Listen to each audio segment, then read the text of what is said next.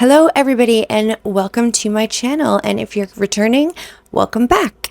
I am here to talk to you today about one of my very favorite subjects, and it is about what to expect and what is going to happen when you finally stop living your life to make other people feel comfortable and to start showing up as your authentic self, because everything is going to change and we're going to get right into it. I want to give you a heads up.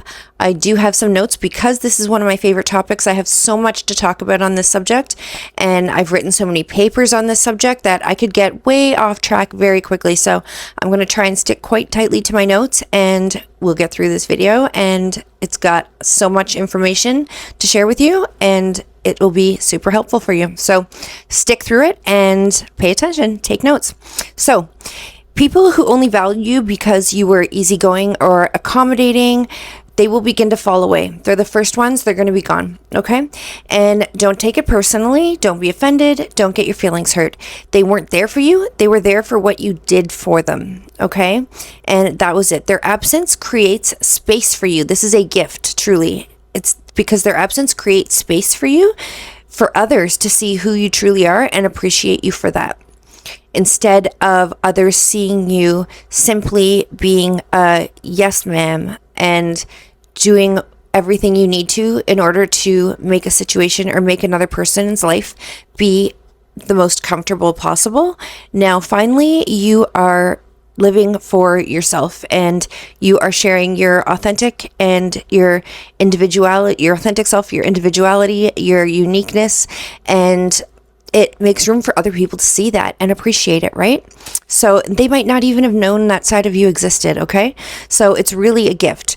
You'll stop avoiding conflict just to keep the peace instead, because avoiding conflict just to keep the peace is a no-no. Like, that's a problem. And it's all too often one of these people-pleasing characteristics, as is spending your time making someone else comfortable instead of being your true self, okay?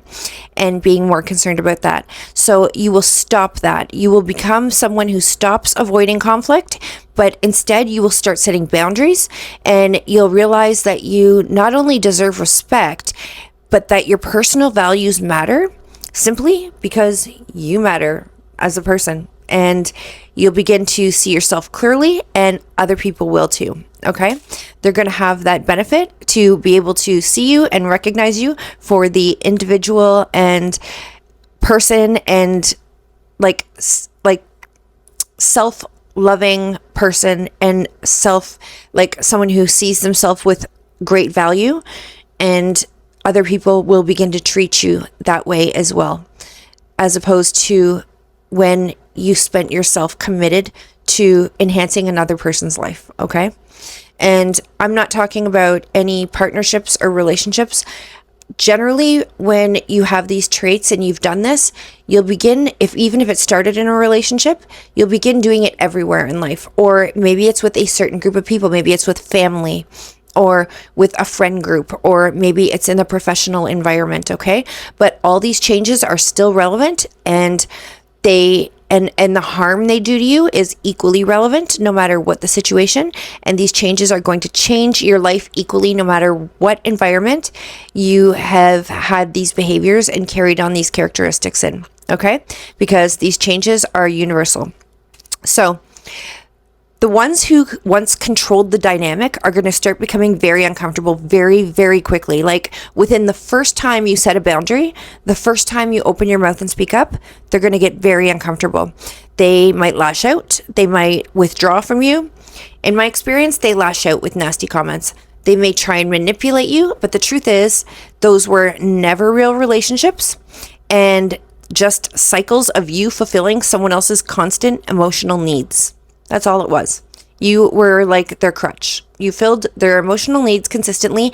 They've become reliant on it because the brain is lazy, right?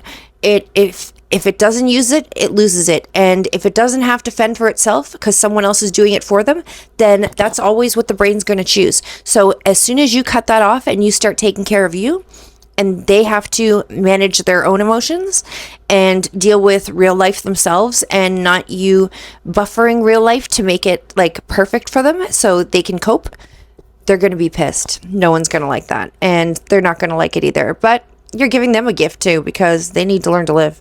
So you are not someone else's emotional crutch. So don't even think you are for a minute. No matter how they act, when you stop playing the role, if they're rude, if they're dismissive, if they're cruel, and I've experienced cruel, it has nothing to do with your worth. You were born with a purpose, okay? Remember this. You were born with a purpose. It's your job to find it and to chase it unapologetically.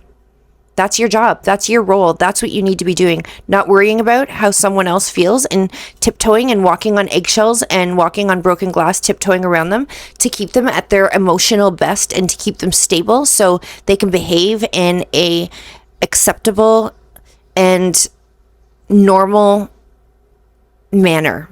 It's not your job. Your job is to chase down your purpose and your goals and to not feel bad about it, because you matter, right? Remember, you matter. So emotionally immature people, this is the problem. They don't see the world as it is. They see it through a lens of how the world makes them feel, okay? Everything becomes about maintaining their emotional state, but you're not responsible for buffering the reality, as I mentioned, to keep things comfortable for them. And they need to learn to feel what they feel. You don't need to manage their emotions. It's not your job. You have things to do. Your life is busy. By stepping into your own truth, you finally give yourself room to feel, to grow, to live on your own terms, okay? And that's where purpose is found. That's where real peace lives. And you'll find peace in your mind, your soul, your body. You will find emotional peace that you didn't know existed. And you'll find it for the first time because you're actually getting to accept yourself for truly what you are and to be your true self, even if it pisses the whole world off and all of a sudden you were the most popular and now people don't like you. You are the most popular for the wrong reasons, and it doesn't matter if people like you. It doesn't matter what anybody thinks of you. It's none of your business what their opinion of you is. It only matters what you think of yourself. And as long as you are being a good person, you need to serve yourself first and you need to care for yourself. And this will bring you peace. You'll start to remember that version of yourself that existed before you were trained to be a people pleaser, that confident, joyful, intuitive woman that you used to be. You'll realize that you still have that power and that you always had it. You always had it. You just got caught up in the bushes. You know what I mean? Don't let emotional manipulation or passive aggressive attacks shake you. You're going to get them. They're going to go crazy. They're going to be doing everything to get you back in the bushes. And don't let these passive aggressive behaviors, this manipulation, emotional triggering, emotional like string pulling get to you. It's just a game. You have a few options on how to deal with that, but I'll discuss that. It's none of your business, like I said, what anyone thinks of you. If they don't respect who you're becoming, they never respected who you were before, right? You've sacrificed enough, and it's time for them to find their own peace. And this will give them the opportunity to find their own peace as well. Own your voice and set the record straight. So when shit goes down, when it starts, and you're used to running around making things comfortable for people, and they're used to you doing the problem solving and the people pleasing and running in circles, making sure everybody gets along and nothing comes to a critical incident or a critical head. Well, you're done doing that because all you're worrying about is making sure you're safe and nobody's abusing you at this point. So you're going to speak up for yourself. Don't let anybody cross boundaries that you have clearly set. Nobody. Not a family, not a partner, not a loved one, not a best friend, not a coworker, not a boss, not anybody, okay? Make your expectations known upfront respectfully and confidently, okay? If you're shaking inside, and you're probably doing that, right? And I mean, when I started changing my behaviors in this manner, I was the biggest person to always be de-escalating conflict. So I ran around in circles making sure I de-escalated situations as they arose, because I'm professionally trained in psychology and in areas of this manner in forensic psychology. I'm really great at de-escalating conflict, and I used it, I utilized it, and I didn't leave it at work. I took it home and I made it my goal. My whole life was this crap, and I missed out on getting to be me. But let me tell you, when you first start ignoring it and letting it happen and watching the water start to boil, you will be shaking inside. But that's okay. That's what growth feels like. It's uncomfortable, it's scary, and you want it because it means you're growing into the person you're meant to be, okay? If someone misquotes you or puts words in your mouth, correct it politely but firmly. You don't have to let people use your voice for their own benefit. And I mean, for example, situations like where someone will say, oh, well, do you remember when Deirdre said this? Or do you remember when Deirdre made this comment? She was right, or whatever. Speak up and say, I apologize. I don't recall ever saying those words. I think you must have me confused with somebody else. Okay? Speak your mind clearly and respectfully. Awkward silences are going to follow. Let them. That silence is not your burden to carry. All you're doing is setting the record straight. When kindness is mistaken for weakness, this is another problem. Some people will test you, assuming your kindness means that you're easy to manipulate. That's when you have to let your strength show. Set a boundary, be clear, let them know what you expect. They might ignore you, they might give you the silent treatment, they will provoke you. I've had this specifically happen to me, and it's happened with family even. When I've set a boundary and said I'm not engaging in this, they have tried to provoke me with more offensive, horrible comments. And let them. Just let them do it. Who cares? What does it matter? It's not my business what they have to say or what they think, and I really don't care because it has zero impact on my life or how my life is going to turn out at the end of the day or the week or the month or the year or at the end of my life altogether. Zero impact. So it won't impact what I accomplish, what I don't accomplish. It's just a comment.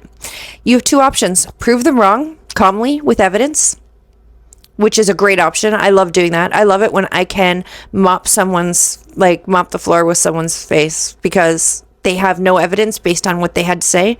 And I actually can prove them wrong with evidence-based information. My favorite. But if you don't have it on hand, or it's not just popping into your mind, or it's not even worth it because the person has no value to even bother proving yourself to, just walk away. No drama, no explanations, just peace. And you don't even have to say anything. Just look them in the eye, directly in the eye. Give them a nice smile and walk away. And they will feel like a huge asshole. The burden sits on them. And it's evident how little you care at this point. Either way, you stood your ground, you took up the space you deserve, and that is something to be proud of. And the last point is bonus points that are important here. Growth always comes with discomfort. If it feels unfamiliar, it doesn't mean it's wrong. It means it's new. And new is most of the time better. It's growth. It's change. You don't owe anyone a version of yourself that keeps them comfortable. You only owe yourself the truth of who you are. Okay? Confidence doesn't start with being loud. It starts with being clear. So make sure you're always clear in your expectations, in your boundaries, and in your responses to negative behavior. Be clear about what you'll accept and what you won't. And the clearer you are, the less explaining you'll feel that you need to do. And that's it. If you're clear in advance, it eliminates any having to explain or, debrief a situation later, because there's no need. People knew exactly what was expected. They went against it. and they either had to deal with you explaining to them very clearly and concisely with evidence as to why their behavior was so misguided, or they dealt with you and your beautiful smile while you calmly and peacefully walked away without being bothered, completely unbothered. And that is the video, my friends. C'est fini. And I am so glad you guys stuck around and watched it. I hope you watch the next and subscribe to my channel. Turn on the notification bell so you don't miss any. Like I said, I don't videotape regularly, only when something is intriguing to me or something catches my attention and I feel like making a video. And today was one of those days. So there you have it. Take care, and I hope you have a fabulous, fabulous week. See you soon.